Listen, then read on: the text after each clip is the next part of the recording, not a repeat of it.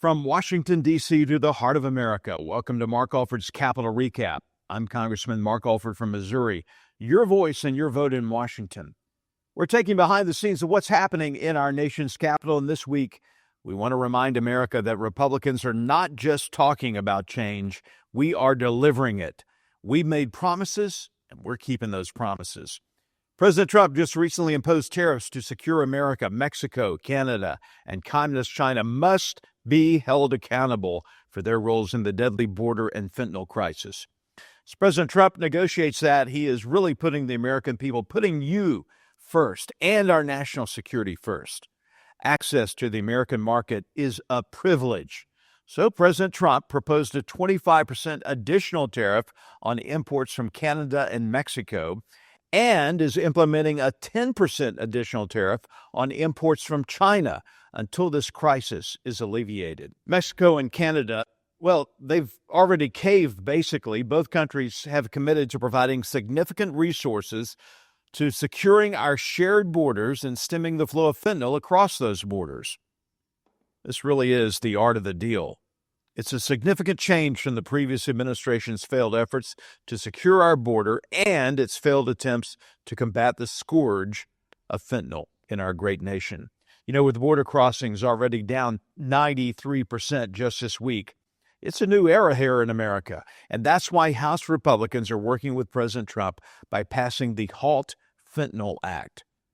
Folks, lives are on the line. Did you know that 19.5 million lethal fentanyl doses entered the U.S. from Canada in 2024? 9.6 billion lethal fentanyl doses entered the U.S. from Mexico just last year. Illicit fentanyl poisonings are now the number one cause of death among adults 18 to 49. Right now, fentanyl is easier to produce than really cocaine or heroin. It only takes a few hours to make it, and it can be sold for a profit of 100 times more than the cost to make it. It's also easier to illegally smuggle across the border due to its higher potency. And that's why my colleagues, Representative Morgan Griffith of Virginia and Bob Latta of Ohio, are leading the HALT Fentanyl Act. This bill will make permanent a temporary order that registered fentanyl-related substances as a Schedule I narcotic. Making this a Schedule I drug will give law enforcement extra authorities to keep the extremely lethal and dangerous drugs off our streets. So basically, the bottom line is that we needed to pass this bill to save lives, and we did it. As my friend Sarah Eager says, the worst possible thing is to bury your child. Well, I just came from voting in the House chamber. We're in the rotunda right now, but we voted in favor of the HALT Fentanyl Act. It's an act which allows law enforcement to go after those peddling fentanyl, bringing it across Mexico and into our neighborhoods, like in our neighborhoods in the 4th Congressional District in Missouri. It is a scourge that is wiping out an entire generation of young people, these poisonings. Unfortunately, 100 Democrats voted against this bill, a bill that will save young people in America. And as my friend Sarah Eager says, one thing you don't want to happen in your lifetime is to bury your own child. We also celebrated the National Prayer Breakfast, a long-standing tradition started back in 1935, the 2,000-year-old story of Jesus Christ. With Jesus at the center, this ancient idea has rapidly spread to meet the longing for Christ and community for every man and woman at all levels of society in our modern world. And here in Washington, D.C., we just attended the 2025 National Prayer Breakfast with President Trump. I want to start by sharing his message to Congress at this year's National Prayer Breakfast. You just have to look at this building, and you can look at each other. You can really look at each other. It's defined almost everyone in this room. Faith has been very strong with the people in this room. Just steps away from here in the Hall of Columns is the statue of John Winthrop, who famously proclaimed that America would stand as a city upon a hill, a light to all nations, with the eyes of all people upon us. Today, almost 400 years after that famous sermon, we see that with the Lord's help, the city stands taller and shines brighter than ever before, or at least it soon will. In that same hall, we also find the statue of the great Roger Williams, who founded the state of Rhode Island, named its capital city Providence, and built the first Baptist church in America. It's Williams that we have to thank for making religious liberty part of the bedrock of American life. And today we must protect a fundamental freedom with absolute devotion. We must stand strong, just like generations of Americans have done on the battlefields all around the world. Feet away from the magnificent rotunda, another statue watches over visitors to the Capitol. George Washington, the founder of our country, often called for Americans to join together in prayer, very often. More than 2 centuries later, this morning, we heed President Washington's wisdom and follow in his mighty footsteps. He was a strong man and of great religious strength. The stories of legends like Washington, Winthrop, and Williams remind us that without faith in God, there would be no American story. One floor below us, Reverend Graham's statue stands with an open Bible. The page turned to a letter from the Apostle Paul, which reads, "Let us not grow weary of doing good, for in due season we will reap if we do not give up." Never give up. Never, ever give up. You can't. How about me? If I would have given up, I would not be here right now. Who the hell knows where I'd be? It might not be a good place. It's up to the Democrats. It would not be a good place. Never, ever give up. There could be no better message for the leaders gathered here, and you're real leaders. So we must never give up, and we must never grow tired. We must never grow weary, and we always must practice good. As you know, last week, only a few miles from here, our nation witnessed a terrible tragedy when 67 people were killed in a horrible accident near Reagan Airport. As one nation, we take solace in the knowledge that their journey that night did not end in the icy waters of the Potomac, but in the warm embrace of a very loving God. None of us knows exactly when our time on earth will be over. We never know. A truth I confronted a few short months ago when there was an incident that was not fun. It was not a good thing, but God was watching me. The chances of me being here, and if I was a little more than that 90-degree angle, it would be no good, and if it was a little less, it had to be perfect. The thing went right along the edge. It didn't affect my hair, can you believe it? Might have touched it, but not where it counts. Not the skin part, but honestly, it changed something, and I feel even stronger. I believe in God, but I feel much more strongly about it.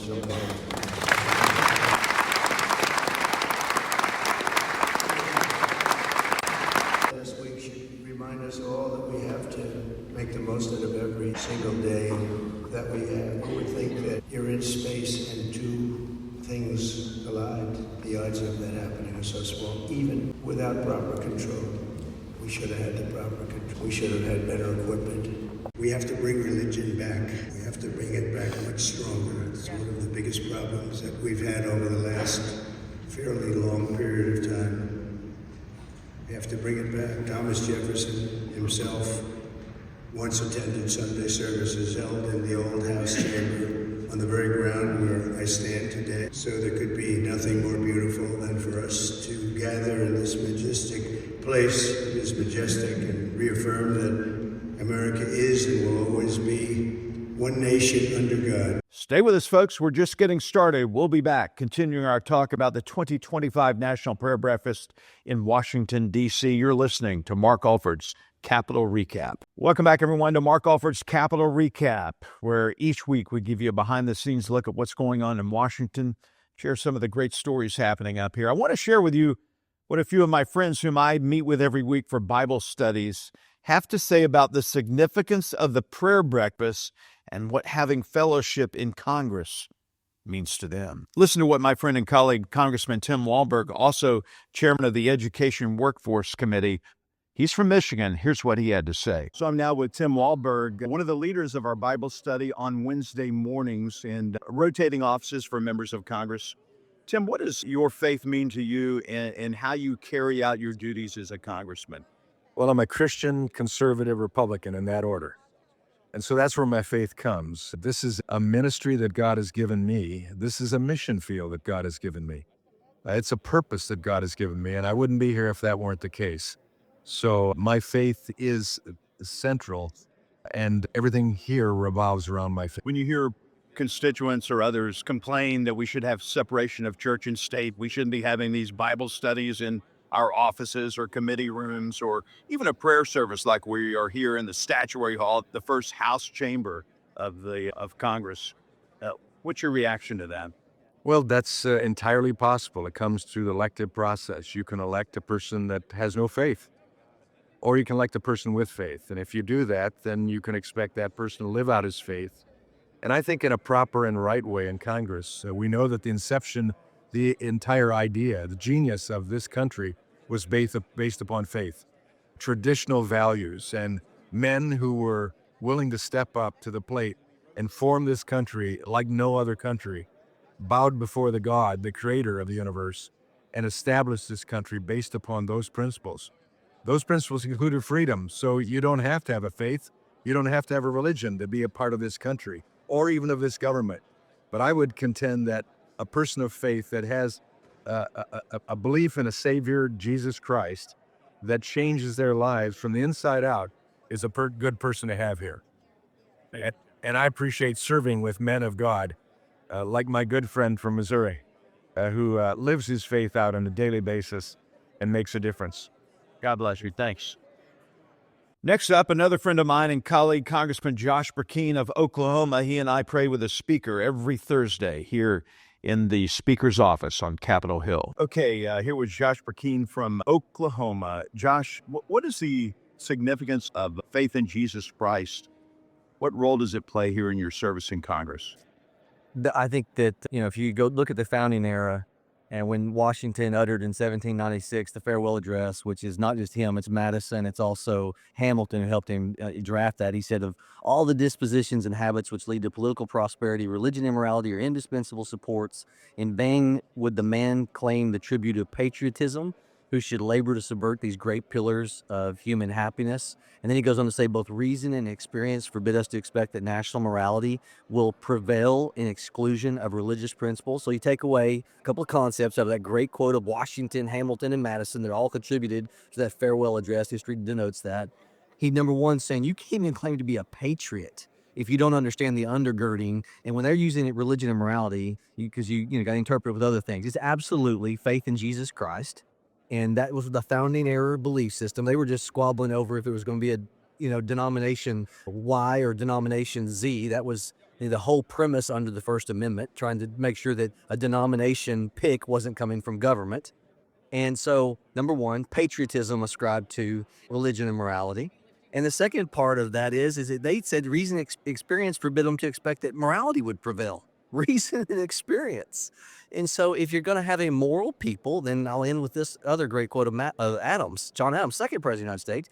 He said, our Constitution was made only for a moral and religious people, totally inadequate to the government of any other. In effect, what Adams is saying, and coinciding with the other founders, is that if you want to maintain this little republic experiment, it's, by the way, endured longer than any other one in world history, of a limited governance, it is in tandem with self-governance. Our Constitution was made only for a moral and religious people, totally inadequate to the government of any other. So, as we have self-governance, government doesn't have to come in and close the vacuum and mandate behavior. Prisons, all these other things that the government tries to come in, they're all these trying to, schemes to, bolster family values that lead to greater outcomes and workforce results, etc. They were saying if you'll have self-restraint, then limited government, freedom, liberty will reign. And so as we've moved away from God's place in the heart, correcting our individual behavior, government has had to come in and fill the vacuum. And so that is the blueprint for liberty of America. You and I are frequently on Thursday mornings in the Speaker's conference room. Several of us, maybe a dozen or more, gather around with Speaker Johnson, praying openly for the protection of him, the protection of our president, protection of our Constitution, and for our duty to serve our constituents What does that mean to you to be able to do that? I don't know. You have to really scrub somebody through historical record to figure out the last time that a Speaker of the House was assembling consistently for the purpose of prayer, as busy as the Speaker of the House is, knowing that prayer is not job preparation, that prayer is the job, period. Now, that doesn't mean that we don't spend hours reading, gaining knowledge. I mean, that's all a part of being, fruitful in your work. But to not leave prayer as an afterthought, but as, and I'll use another quote from people, like to sidestep Benjamin Franklin. But this ties in something Benjamin Franklin, even though he claimed to be a friend of virtue and an enemy of vice. We know in his early years, maybe that wasn't always the case. But then you catch this 80-year-old Benjamin Franklin who learned a lot, stands up at the Constitutional Convention and says, I, sir, have lived a long time, and the longer I live, the more convincing proofs I see of this truth, that God governs the affairs of man, and if a sparrow cannot fall from the sky without his notice, is it probable an empire can rise without his aid? Basically saying, and he goes on to say, let's pray. He's the one who invokes them in 1787 because they couldn't come up with this experiment after studying all these different government forms. Which one are we going to choose? Ultimately, he tells Elizabeth Powell walking out, she said, have you given us a republic or a monarch? He said, a republic if you can keep it. But days before that, he was telling everybody in that room with the windows shut, we got to pray because we got to have divine help to get this thing off the ground. And God answered that prayer. So, historical fact. And so, a speaker that is returning our body, you and I are privileged to seeing original intent of the way our founders saw the blueprint for this country. Love you, brother. You too, man. Thanks. Want to close out this week's episode with an exciting declaration making it official that the Kansas City Chiefs are the greatest NFL team of all time. Listen to what we had to say on the House floor this week. Well, today I rise with an extremely important declaration about the Kansas City Chiefs. And I'm honored today to be wearing the red blazer that I made for the late, great Tony DePardo, the band leader for the Kansas City Chiefs for many, many years. In case you haven't heard, we have a big game on Sunday that's going to make some noise, spark some joy, and make the entire Chiefs kingdom proud. But I stand before you today to declare, to decree, and make it official. The Kansas City Chiefs are the greatest NFL team of all time. From the Sea of Red at Arrowhead to the chants of Chiefs Kingdom echoing across our great nation, this team has captured the hearts of America. It started from a legacy of the folks like Lenny Dawson, Deron Cherry, Bobby Bell, Derek Thomas, Will Shields, and Grew, thanks to the modern-day miracle magic of Patrick Mahomes, Travis Kelce, and Harrison Butker. This dynasty has put the entire end of the Chiefs era, giving the haters cruel summers for 3 years in a row. To the naysayers, we say, you need to calm down. They thought this year would be different, but once again, they were having deja vu. They forgot Patrick Mahomes does nothing better than revenge. They thought Travis would be too distracted by his love story to perform the big games. And they wrongly thought that delicate Josh Allen would be tired of only winning paper rings. Well, Madam Speaker, we know all too well how this season turned out, with the Chiefs winning the Lamar Hunt Trophy again. And now they turn their attention to the third consecutive trip to the Super Bowl. When the Chiefs arrived in New Orleans, there were teardrops on the Eagles' guitars. Well, get ready, America, because the 2025 Lombardi Trophy has a blank space, and the Chiefs are about to write their name in that blank space once again. To put it quite simply, the Chiefs are unbeatable. They will be champions not once, not twice, but 3 times in a row. Madam Speaker, as the great Mitch Holthus is fond of saying, you can doubt the Chiefs, you can dislike the Chiefs, you can disrespect the Chiefs, but you are going to have to deal with the Chiefs. To all the Chiefs watching, Missouri is rooting for you. The 4th Congressional District is rooting for you. Go Chiefs! Thank you, Madam Speaker, and I yield back. Well, thanks for allowing me to be your voice in your vote in Washington. It is an honor of a lifetime to work on this legislation, to vote on these critical bills, and to be your representative at the National Prayer Breakfast. We'll be back next week with another edition of Mark Alford's Capitol Recap. Until then, good day and God bless.